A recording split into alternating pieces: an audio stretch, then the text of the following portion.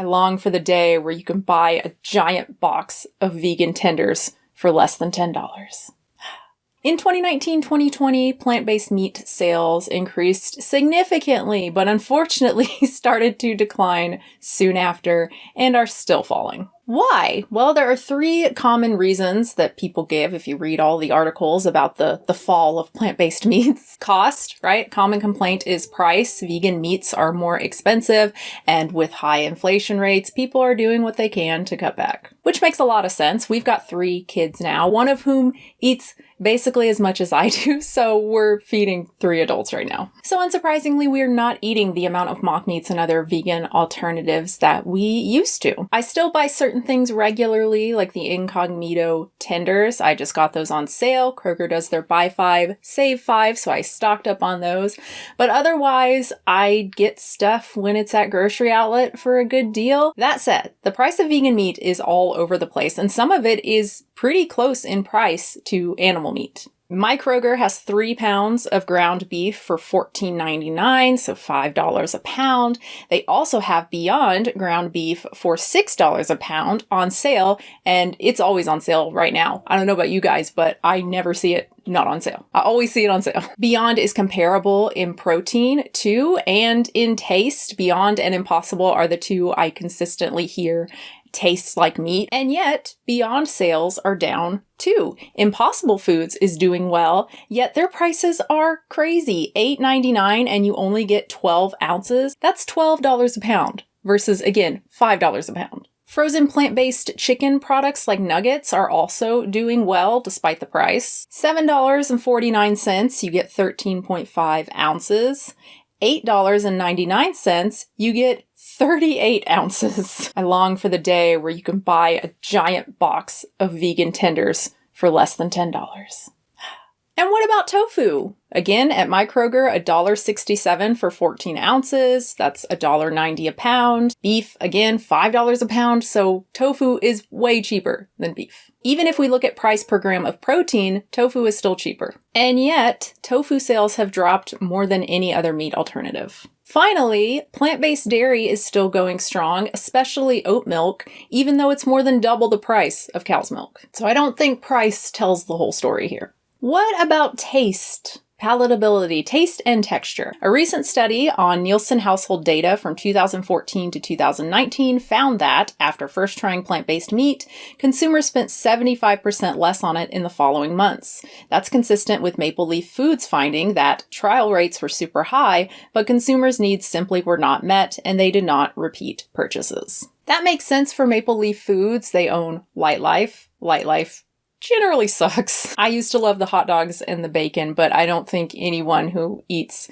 animal hot dogs and bacon thinks the Lightlife products replicate those well. On the other hand, again, Beyond Meat, Beyond Burger, along with Impossible, that's the product I consistently hear tastes like beef and has a good texture. If taste is the problem, why is Beyond Meat struggling? Then we have Brave Robot. Brave Robot is by far the best vegan ice cream. It doesn't have any of the often cited problems of vegan ice cream, right? Like a weird texture. It has a creamy texture, a taste of whatever the base is, right? Almond or coconut, oat. It doesn't have any of those. The vanilla just tastes like vanilla ice cream. And yet, no one seems to buy Brave Robot but me, and it's actually on closeout now at Kroger. Yes, I will be buying them all. So again, taste, I just don't think it tells the whole story. There have been numerous articles over the last couple years or so denouncing vegan meats as unnatural, super processed, full of ingredients you can't pronounce. Even plant-based producers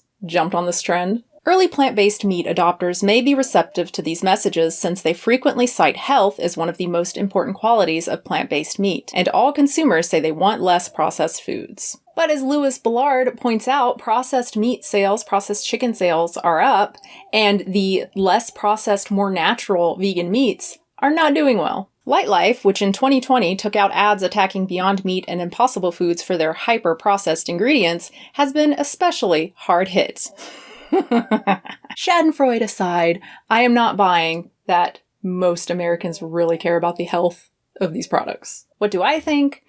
Partially, I think the hype was wasted. As Lewis Ballard says, Beyond and Impossible woke up a sluggish industry with new innovations in taste and texture. And then nothing, really. What other companies or products capitalized on this new interest in plant-based meats? I mean, if we look at Beyond Steak, it's good. I mean, honestly, I really like it. I just used some of it in a beans, peppers, onion type thing for burrito bowls or whatever.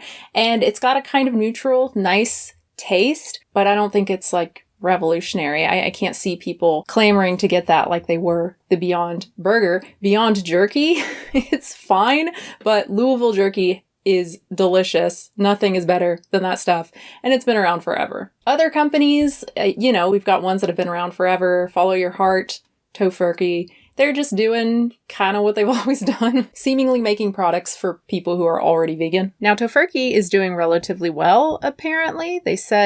First they said they were beating the category substantially, which most recently has meant our declines are smaller than those of our peers. Tofurky hasn't released any numbers, so I don't know. And interestingly, they were just acquired by their longtime tofu supplier, Morinaga Nutritional Foods, which is owned by Morinaga Milk Group. Yeah, that's a dairy company in Japan. I normally don't have an issue with parent companies, but this just surprised me coming from Tofurky. I always figured they would be against that kind of thing. But yeah, it'll be interesting to see what they do. Now, Gardein. Gardein is doing well, particularly their Ultimate line, even though that stuff is super expensive. But those nuggets in particular, delicious. There is no other vegan nugget, not Impossible, Beyond, any of that stuff. Incognito, as much as I like those, that compares to the Ultimate nuggets. They're so delicious and really different in taste and texture from any of those. Other than that, it's, again, old brands that have been around forever and seemingly cater to vegans,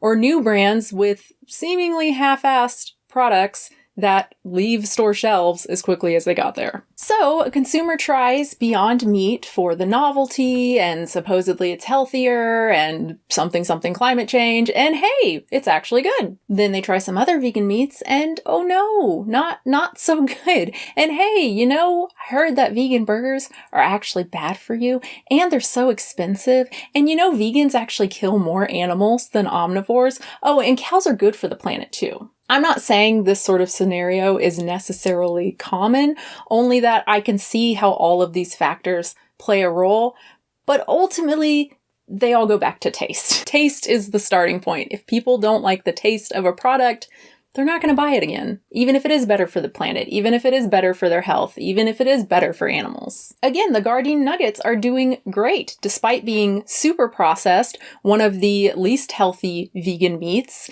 and super expensive.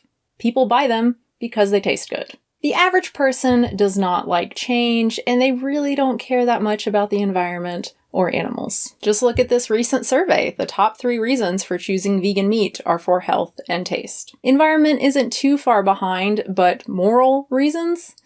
Yikes. When times are good, it's easy to try new foods, to care a little bit more about reducing saturated fat, about climate change, about animals, even if it means buying more expensive products. But when this happens, it's much easier and safer to go back to what we already know and like. If people really cared about animals and climate change, well, it's not like there aren't other options. Legumes are readily available, they're easy to use, and they are far cheaper than animal meat. We are now spending way less on food, less than we were 3 or 4 years ago, less than the USDA low-budget food plan, and legumes are healthier. Health organizations are pleading with Americans to eat more plants. Not to be that vegan, but most people really don't have an excuse to eat meat. Virtually everyone can give it up, even all animal products entirely, or at least curtail consumption significantly. They don't because they don't want to. A series of hypothetical choice experiments found that 21, 23, or 27% of Americans would choose equally tasty and priced plant-based meat over the animal-based kind. One study even found that 41% of meat eaters across 27 countries would choose equally tasty, cheap, and nutritious plant-based alternatives over real meat from animals. People want to do right by animals, but not at the expense of their wallets or their taste buds. My belief is that as we continue to get taste right and continue to get the health message right, and then reduce that price barrier, it will grow the category. This is why I believe we won't see much change until vegan meats are comparable in taste, texture, availability, and price. Notably, the cheapest vegan meat is out of stock. We need all four, otherwise people will buy what they know, what they like, what's easy to find, and what's affordable. When the dead animals you buy look like this, it's far too easy not to care. But there is good news. That graph I showed earlier makes it clear inflation is dropping and might hit the Fed's goal of 2% sometime next year. And I hear about new plant-based food, plant-based meat innovations all the time, some that sound really exciting. I'm particularly excited about the OmniFoods vegan fat they're developing. And clean meat, of course, although that is a long way off from being available, much less affordable. And remember, we're only talking about a few years here, a few weird years consumed by a global pandemic. Looking at plant-based meat 10 years ago, we're miles away from where we were. Highly recommend reading Lewis Ballard, not sure how you say his name, but I highly recommend reading his article on this. This is actually what prompted me to do this video in the first place. He is a tremendous advocate for animals. He has all the news on animal welfare updates. Wonderful resource. Highly recommend joining his newsletter and following him on Twitter if you're on there. I am not. I just saw a thing where someone was like, I'm going to try the long form Twitter something. Did they remove the character limit? I have no idea what's going on. It's kind of nice. I would love to see investors not jump on every single, product in general, but vegan products specifically. Some of the stuff I've seen on like Shark Tank just seems so obviously dumb and even like gross. It's not good for the industry, right? It hurts all plant-based meats, because if someone tries that, they're probably less willing to try other brands, other products, especially given the price point of these products. Also with Brave Robot, I do wonder about the marketing. I can imagine someone picking that up. What the fuck's animal free? What does that mean? Wait, it has milk protein in it, but it's vegan? There's no cows involved?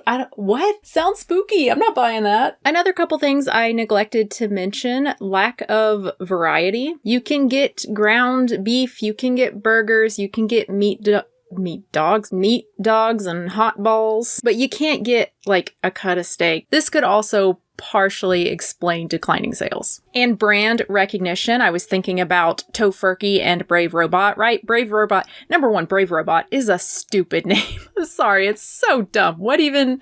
But also no one knows that brand. No one knows Perfect Day. It's a new thing. You know, people don't like change. They want to buy from brands they know. I'm sure if there were an animal-free ice cream from Ben & Jerry's, right, I'm sure people would be more receptive to that. On the other hand, Tofurky has been like the vegan brand for decades now. I mean, that used to be the thing. Oh, vegans, yeah, they eat the Tofurky turkey and it's really gross. That was the vegan Thanksgiving joke. So if their sales really haven't taken as big of a dip as other companies, maybe that's why. Maybe because people know them. And they have a pretty large shelf space. I'm thinking about the space in my Kroger. They've got their sausages there. They've got like 4 different types of the deli slices. They've got a couple little like chicken pieces kind of products. Other than the Daiya cheese, which takes up a large section at the top, that's like the largest section in the vegan refrigerated area. Yeah, I wonder if their relative success has more to do with brand recognition.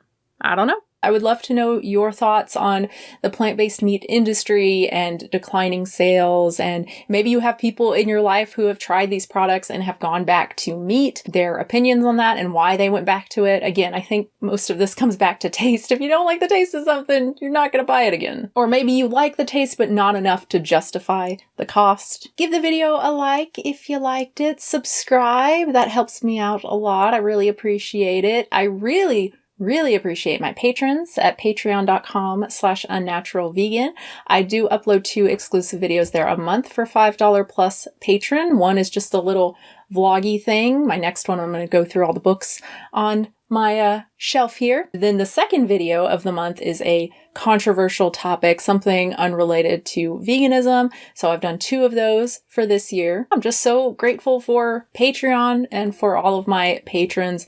They keep the channel going, to be honest, not to be, I don't know, I don't really like talking about this stuff, but there's no way I could continue to make videos just with ad revenue. Back in 2019, 2020, yeah, actually, I mean, along with the boom in plant-based meat sales, there was also a boom in internet use in general and YouTube use. A lot of YouTubers saw their views go way up, right? But particularly, I think vegan stuff, a lot of vegan YouTubers like myself had a really good 2020, which was weird. You don't want to be one of the people who like benefits from that, you know? Like unless you develop a vaccine, you should be suffering with everyone else. But yeah, Patreon keeps the channel going. I mean, I could do brand deals. I could get that sweet, sweet Athletic Greens money. Anyway, thanks again, guys. New video soon. I just hear partner going, "Oh, baby. Oh, no." Guessing they spit up. I think he's coming downstairs. I heard you going, "Oh, baby, no." Yep, baby vomited all over him. He had to come down here for a change of clothes. I did give up coffee, but then I got right back on it. I think I went 3 days, not because I was really craving it or had headaches or anything. I don't know why, I just don't have the caffeine withdrawal thing, which is nice. Coffee keeps me regular, and I don't mean like I don't go to the bathroom without it. I do. It's just not at the same time every day. So it's, you know, a little thing, but with 3 kids, it's pretty inconvenient, and I didn't realize how spoiled, I guess I was, going to the bathroom the same time every single day after my coffee. Energy was fine. There's like, oh, I'd like to have coffee, but it really wasn't hard to not drink it. Easier to give up coffee than like popcorn. I really look forward to my popcorn at night.